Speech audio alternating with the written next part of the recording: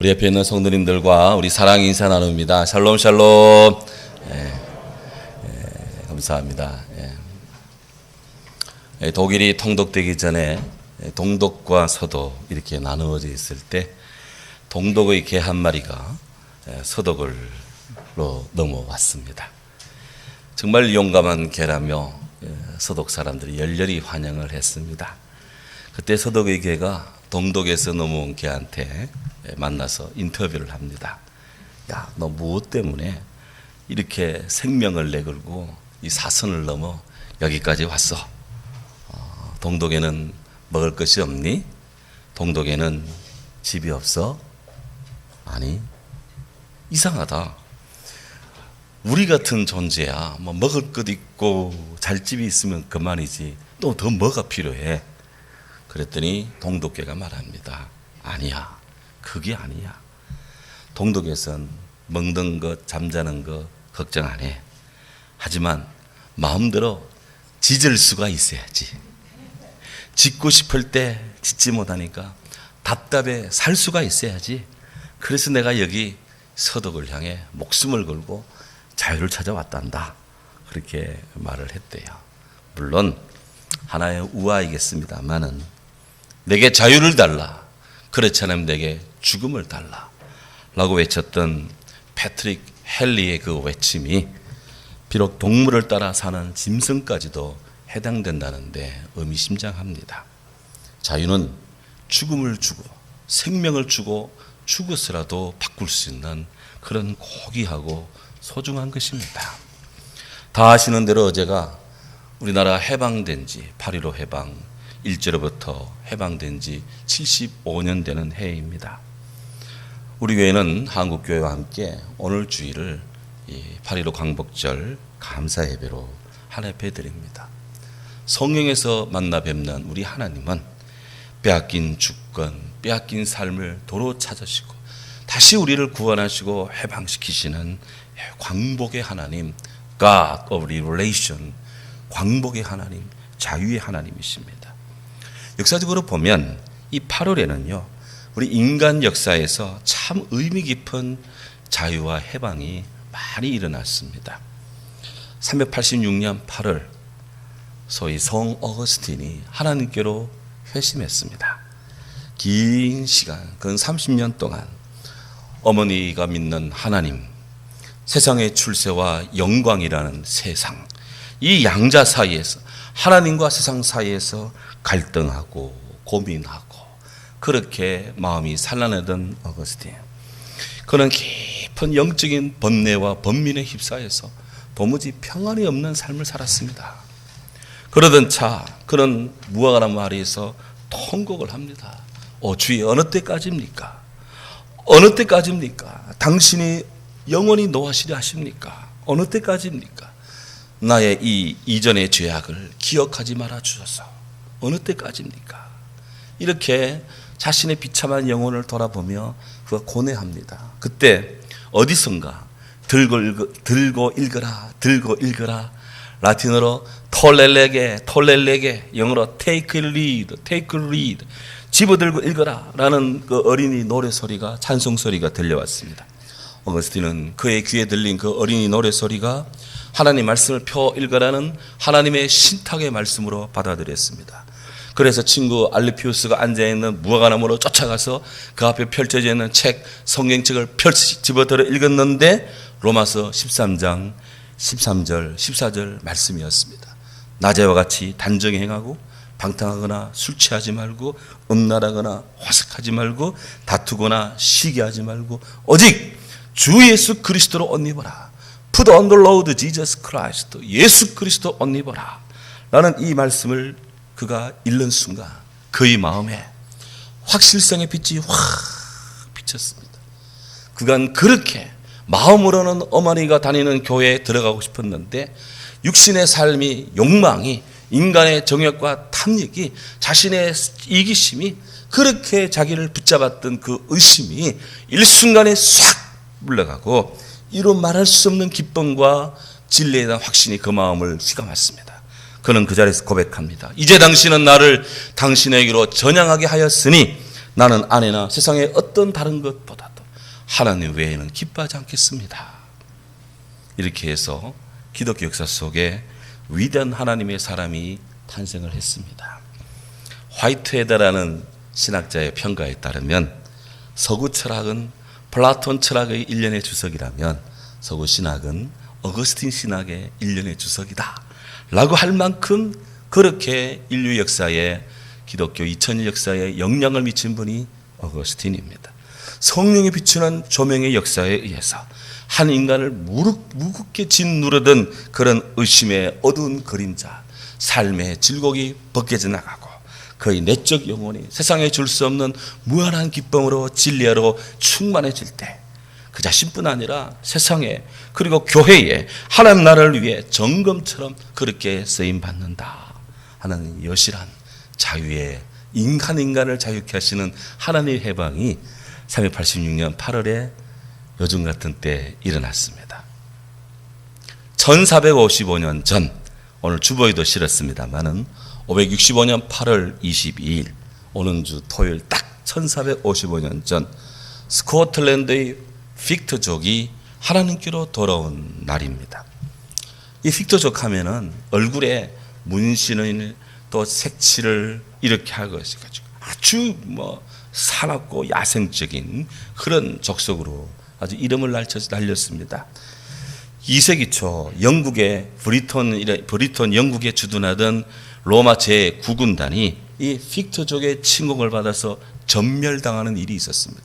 그만큼 이 빅터족은 사납고 맹렬했습니다. 그래서 이 빅터족이 하도 근심거리가 되니까 로마의 하드리아누스 황제가 이 빅터족의 침공으로부터 로마군을 보호해야 되겠다 해가지고 117km의 장벽을 쌓았습니다. 이것이 하드리아누스 장벽입니다. 그래도 이 빅터족이 감당이 안 돼요. 그래서 그 뒤 한 20년 뒤에 안토니우스 피우스 황제가 그보다 좀 더 앞으로 추진해서 63km 되는 장벽을 설치했습니다. 그래도 빅터족이 늘 침공에 들어왔던 거예요. 근데 이 거칠고 맹렬한 이 빅터족이 하나님께로 돌아서게 되었는데요. 거기에 이런 한 사건이 있습니다. 간혹 스코틀랜드의 로후네스 호수에 괴물 네시가 산다고 하는 그런 미스터리 그런 이야기들을 혹 들어보시는 분 계실 거예요. 교회 역사에 따르면 이 아일랜드 출신의 선교사 이 콜럼바라고 하는 선교사가 스코틀랜드 동부에 자리한 이 빅터족에게 전도를 했는데 그가 일행 전도팀을 이끌고 빅터족으로 이제 가기 위해서 이 로후네스 호수가로 지나가는데 사람들이 장례를 치르고 있더래요. 누가 죽었나 싶어서 가까이 가서 무슨 일이냐 했더니 사람들이 하는 말이 여기 돌아가신 망자께서 배를 타고 저쪽에서 이렇게 건너오는데 괴물의 침입을 받았지 뭐예요. 그래서 아까운 목숨 잃었습니다. 가족들이 이렇게 슬퍼해요. 그렇게 이야기하더래요. 순간적으로 콜롬바 마음속에 이 호수 속에 사는 그 괴물을 내쫓는다면 이 마을 사람들이 구원을 받고 하나님 믿을 것 같다는 마음의 생각이 들더라고요. 그래서 하나님께 맡기고 자기 부하 종자에게 이 호수를 헤엄쳐 가서 이 돌아가신 분이 저기다 둔 보트 끌고 오라 그랬습니다. 그러니까 이 시종이 바로 순종을 해서 헤엄을 쳐서 그 호수로 헤엄을 쳐서 이제 건너가는데 네스호의 그 네시라는 괴물이 나타난 겁니다. 사람들이 다 소스라치게 놀랍니다. 그때 이 콜롬바가 담대한 마음으로 하나님 앞에 섭니다. 그는 손을 높이 들어 십자가를 걷습니다. 그리고는 큰 소리로 기도합니다. 하나님, 그를 멀리 두지 마십시오. 그 사람을 빨리 만져주시기 바랍니다. 그런 다음 그 괴물을 향해 소리칩니다. 괴물아, 빨리 돌아가. Quick, go back. 빨리 돌아가. 라고 소리쳤더니 이 괴물이 순식간에 도망치는 거야. 사라진 거예요. 그리고 콜롬바의 제자가 무사했습니다. 이 모습을 바라보고 있던 빅터족 주장과 그 동네 사람들이 모두가 다 깜짝 놀랍니다. 이분은 정말 하나님의 사자구나.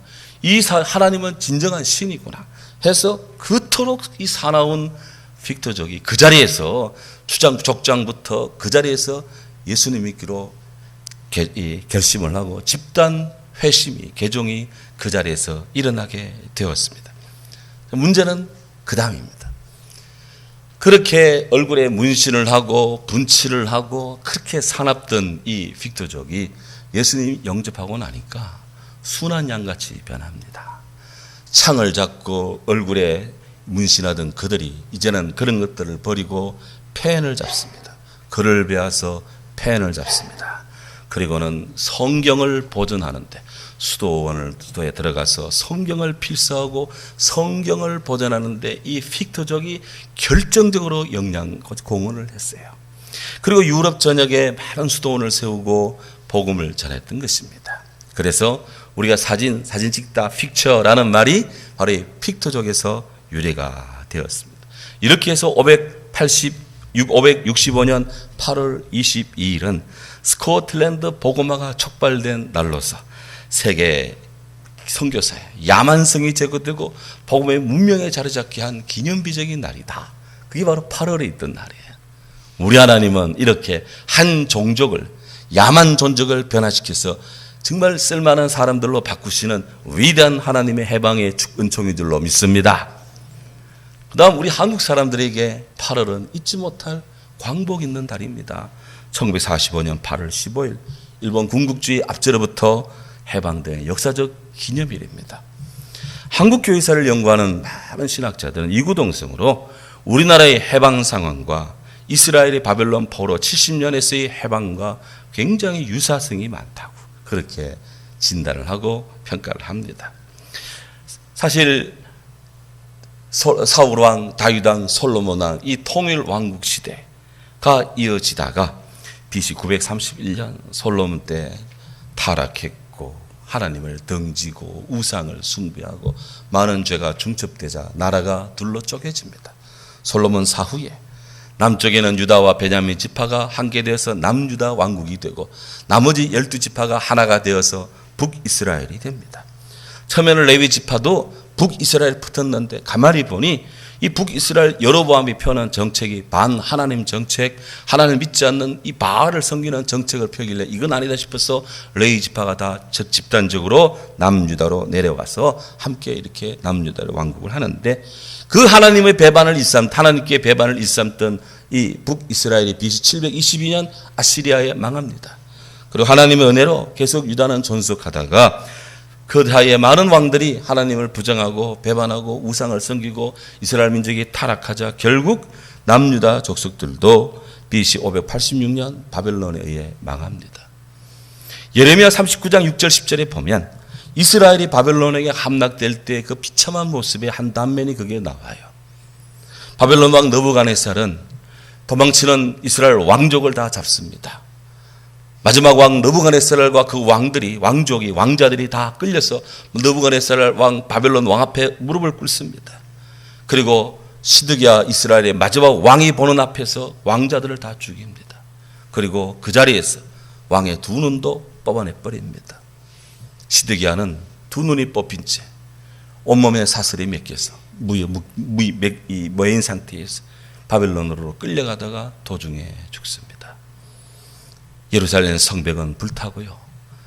남아나는 사람은 없습니다. 쓸만한 사람은 다 죽거나 아니면 바벨론의 노예로 끌려가고 이곳에는 빈민들만 남아있는 포도밭을 일구었는데 그것도 제대로 일구지 않으니까 그곳은 짐승이 사는 황만 땅이 되어버리고 맙니다. 이것이 이름하여 바벨로니안 캡티비티, 바로 바벨론의 포로식입니다. 그들은 이 바벨론에 끌려가서 70년간 노예 생활을 합니다. 바벨론 오늘의 이라크 지역입니다.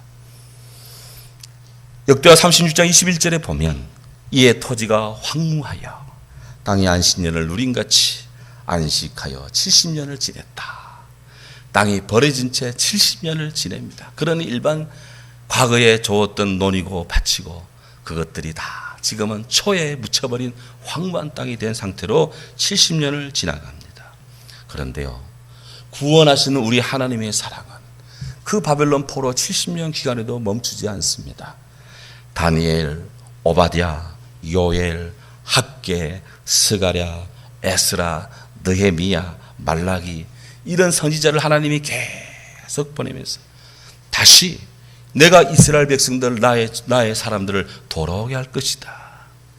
너희들이 좋은 포도나무로서 나라가 잘못돼 망해서 이것에 끌려갔는데 다시 내가 너희를 좋은 포도나무 되어 다시 돌아오게 할 것이다. 이런 구원의 메시지를 계속 예언했습니다.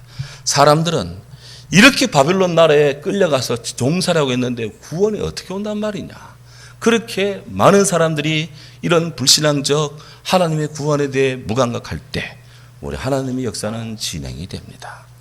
북쪽에 메데라는 나라와 바사 페르시아 나라가 동맹을 맺습니다. 그렇게 해서 하룻밤 사이에 바벨론을 정복합니다.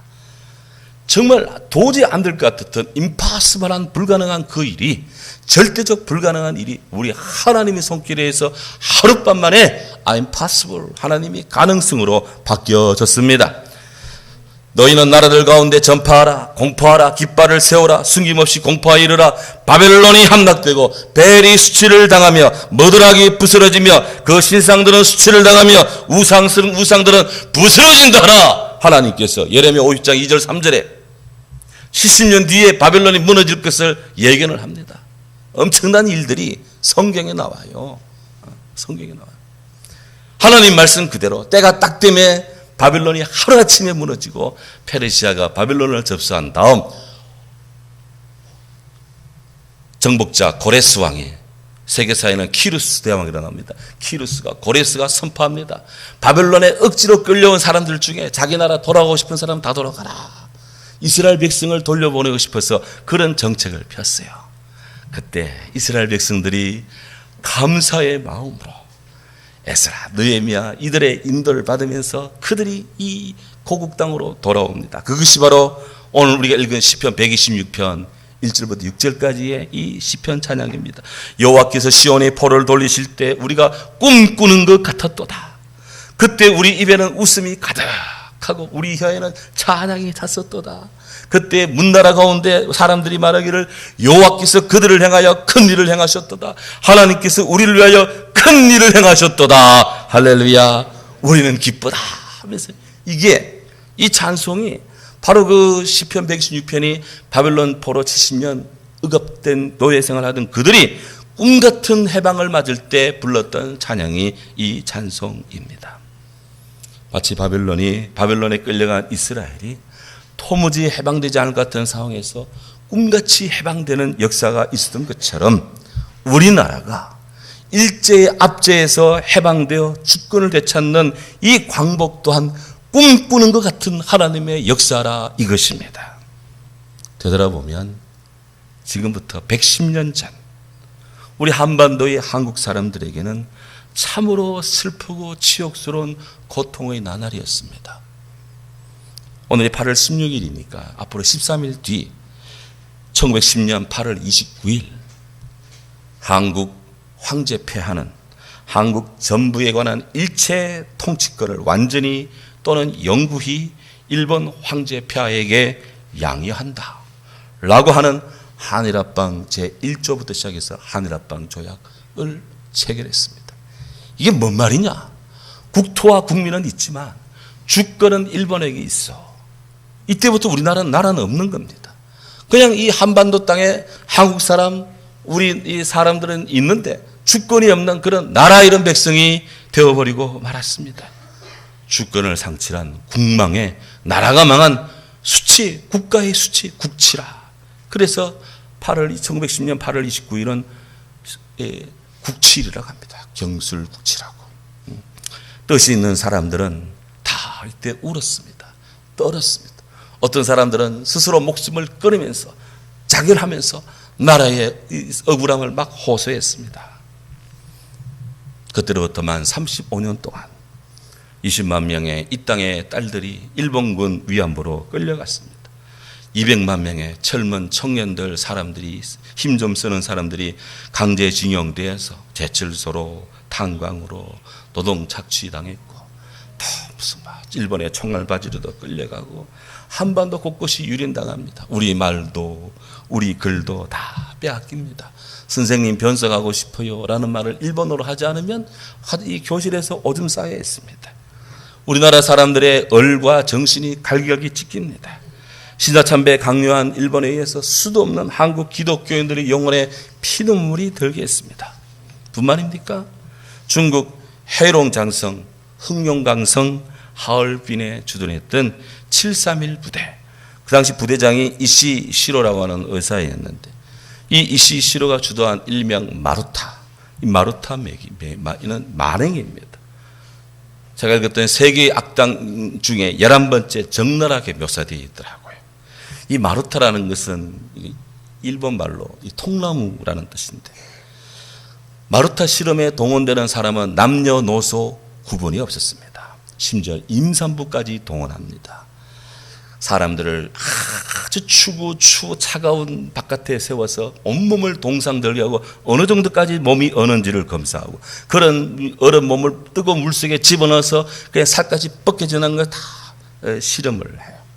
성병 이 효과를 연구한답시고 남녀 수용자에게 일부러 매독균, 임질균을 막 감염시키고, 흑사병, 콜레라, 탄저균, 다음은 세금 폭탄을 중국 도시에 터뜨려 가지고 40만 명 중국인이 집단 숨진 것으로 추정이 되고, 사람 몸의 혈관에 색전이 생기는 시간을 파악하기 위해서 동맥에 공기를 주입하기도 하고, 심장에 동맥에 공기를 주입시키기도 하고, 사람의 신장의 기능을 안다면서 사람 신장에 말의 오줌을 거기다 집어넣기도 하고, 사람이 몇 시간이 되면 죽느냐 이걸 알기 위해서 물과 음식을 주지 않아서 그걸 체크하기도 하고, 사람을 저기압, 아주 기압이 낮은 곳에 집어넣어서 인체의 변화를 관찰하기도 하고, 인간을 도구로 하는 이 악랄한 이 실험, 이런 고문은 이건 상상을 초월하는 겁니다.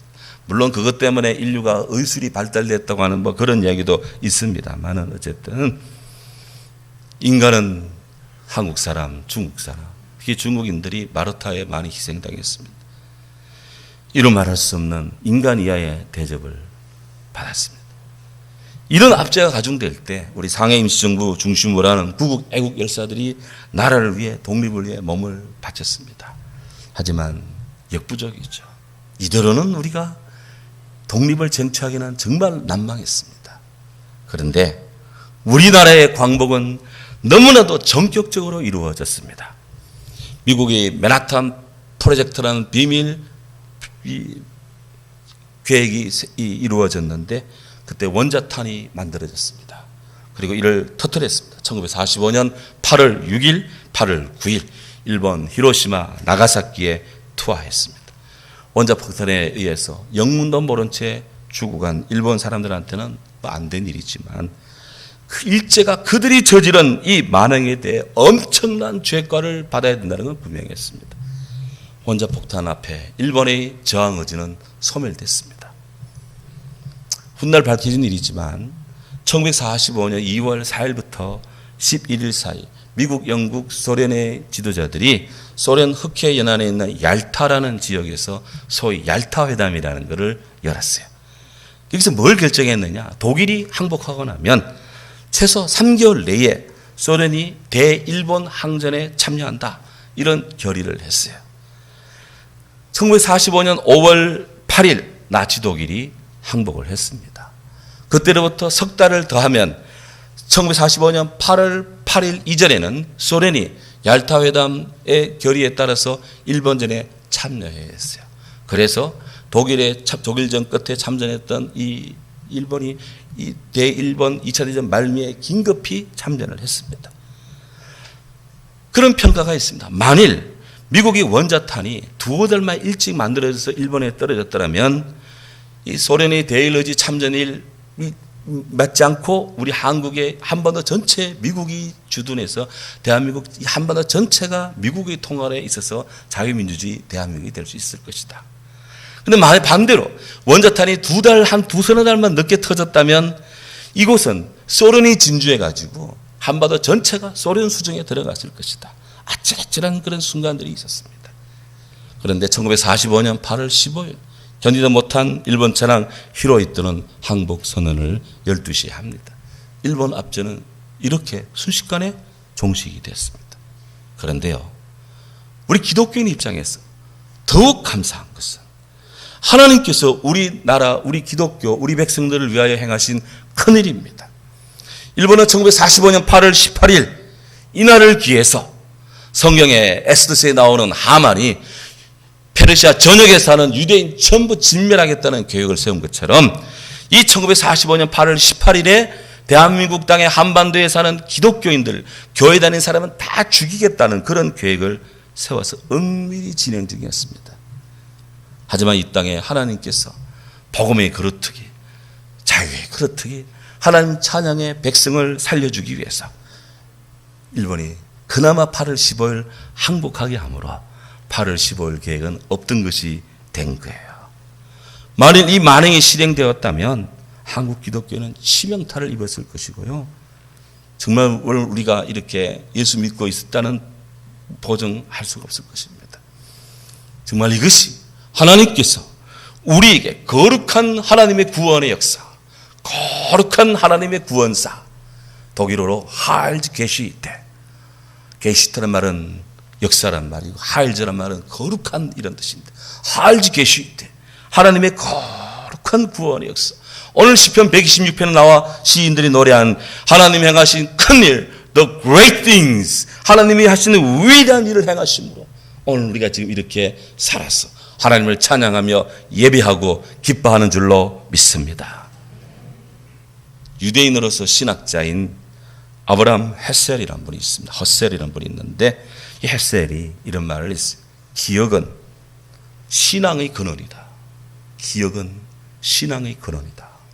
신앙한다는 것은 기억한다는 것이다. 과거 살아 역사하셨던 하나님을 지금도 살아 역사하시는 하나님으로 기억하며 그 기억을 현재화하는 것이 신앙이다 하는 거예요. 과거 하나님께서 바벨론에서 건져내신 일, 성경에 기록된 그 일을 우리가 말씀 속에 기억하며 지금 오늘도 이 상황에서 하나님을 기억하며 재현하는 것, 이것이 오늘의 신앙인 것입니다. 그렇습니다. 우리가 8.15 광복절을 기억해야 하는 것은 우리가 일제의 포갑으로부터 우리 민족을 구원하신 하나님을 잊는다면 또 이 같은 역사의 비운의 점차는 있다는 것이에요.